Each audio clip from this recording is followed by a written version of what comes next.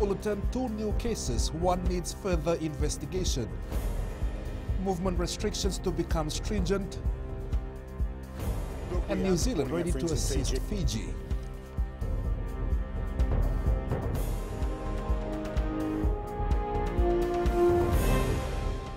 Like Fiji.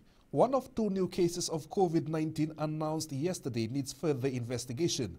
A 53-year-old caretaker of the Ra Provincial Office has tested positive with no clear contacts as yet. The other case is a 25-year-old man who stayed at the house of the woman in Makoi who was already infected. Kaylee Wadala reports. One of 2 latest positive cases is of concern as it will require additional investigation into his contacts to determine if he is linked to the other active COVID cases. He has been moved securely to an isolation ward at Lotok Hospital as per our standard operating procedure. First of all, I'd like to thank this Fijian. He felt symptoms, he reported them. That was the exact right thing for him to do. The second case was a close contact of the Makoi woman. He stayed in Makoi from the 12th to the 19th of April, and then he went to Vunimonanausori, where he was retrieved and swabbed. We have 4 teams facilitating contact tracing based on his travel history. He has been securely transferred to an isolation unit in Doloisuva, and his primary contacts are also quarantined in Doloisuva. With these latest cases, there are now 44 active cases in isolation. 5 are older border quarantine cases that were announced before Sunday, April 18th. 13 are recently announced border quarantine cases. 25 are locally transmitted cases, and there's 1 currently under investigation. The recent 2 cases now brings Fiji's positive COVID-19 cases to 111 since our first case was detected on 19th March 2020. There are 25 locally transmitted cases. Kelly Vadala, FBC News. Authorities say mandating laws and restrictions will be ineffective if people don't follow COVID-safe measures. Permanent Secretary Dr. James Fong says the next 2 weeks will define the next 2 months of the country, calling on every Fijian to behave as if they have COVID-19. Kritika Kumar reports. Medical authorities say there is no need for further action by law enforcement agencies because the responsibility lies with every citizen. Even if we are not showing any symptoms of the virus, we need to behave as if we got COVID. By doing so, and thereby wearing masks, staying at home and turning on your Care Fiji app, you'll be saving lives. Dr. James Fong says Fijians should think of their lives and their loved ones because no one is safe until all cases are found and isolated. With every new case, this crisis brings on a new, more personal meaning for more Fijians. Not only for Fijian members, but for neighbors and for entire communities. He adds we may have let our guard down and now we must all bear the consequences. Non-essential businesses should close down and Fijians should avoid all close contact. You should not take takis, mbilos or cigarettes. You should not share takis, mbilos or cigarette. Any person-to-person interaction, even a maskless conversation can put you at risk. And please, download Care Fiji. Keep it switched on when you are in a public place. The ministry has called on Fijians to stay home and always wear masks when going out. Kritika Kumar, FBC News. New Zealand says it stands ready to continue assisting Fiji as we battle our second wave of COVID-19 infections. New Zealand's Deputy Prime Minister Grant Robertson spoke about our situation on TV New Zealand's Breakfast Show. He says one of Fiji's closest allies, New Zealanders stand ready to help a nation in distress. The Suva City Council has noted inappropriate disposal of face masks and believes it is vital to recognize the potential environmental threat. Special Administrator Isikeli Tikundundua says on Monday they cleared around 30 disposable masks from the Nwokolo Creek in Suva. Disposable masks are plastic products that cannot be readily biodegraded. With majority of Fijians now wearing face masks, people need to be aware of the proper ways of disposing them.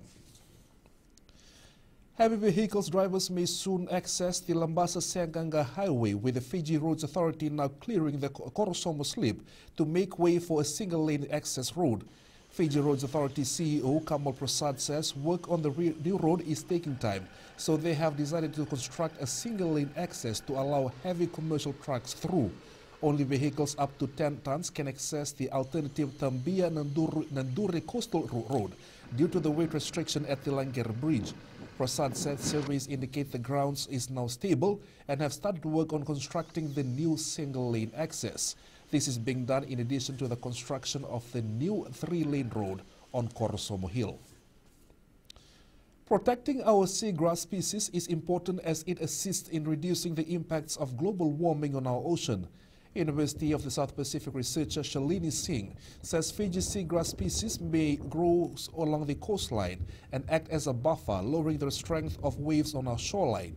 Singh says with Fiji being one of the countries impacted by global warming, it is critical that we ensure the protection of our seagrass species, that is also known as a blue carbon storage.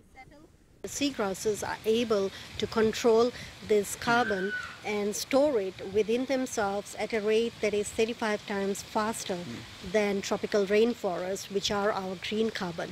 So our coastal areas, our ocean, our forested environment, these are the sink where atmospheric carbon, which if remain in the atmosphere, will lead to global warming. Up ahead, still home for Tailevu. And injured Nandi footballers making use of long break. Stay with us.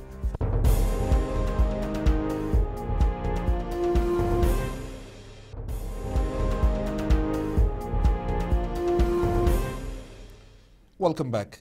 Having suffered 2 losses, Tailevu is hoping players will follow the training programs being disseminated to them during this lockdown period. With all sporting events suspended due to COVID-19 restrictions, training at home is the only option for the Tailevu Ragas. Venina Rakautonga reports.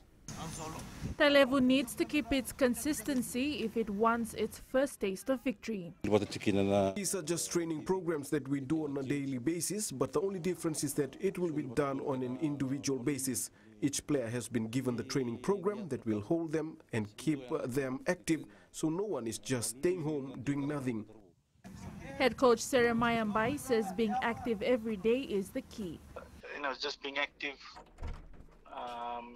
the conditioning part is very important, and doing some body exercise which can still maintain their strength.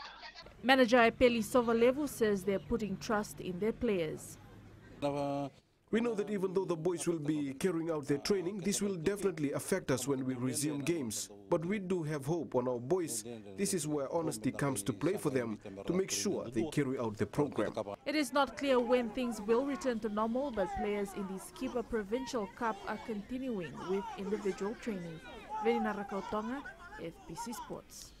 The suspension of all sporting events has given ample time for injured Nandi football players to recover. The team's main striker Sakarya Naisua was injured in the clash against Nandi in round 6. President Ashwin Singh says the players are expected to join the team when the league resumes.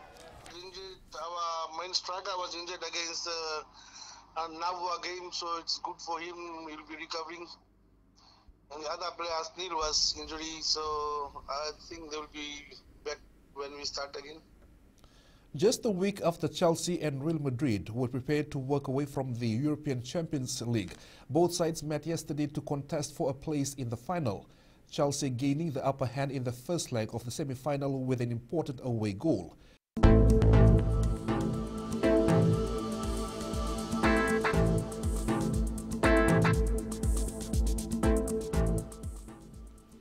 Cloudy periods with some showers and few thunderstorms, moderate to fresh southeast winds. That's FBC Morning News. Join us at 7 p.m. for our major bulletin. For news you can trust, get the facts from FBC's TV, radio and digital news at fbcnews.com.fj. Take care and good morning.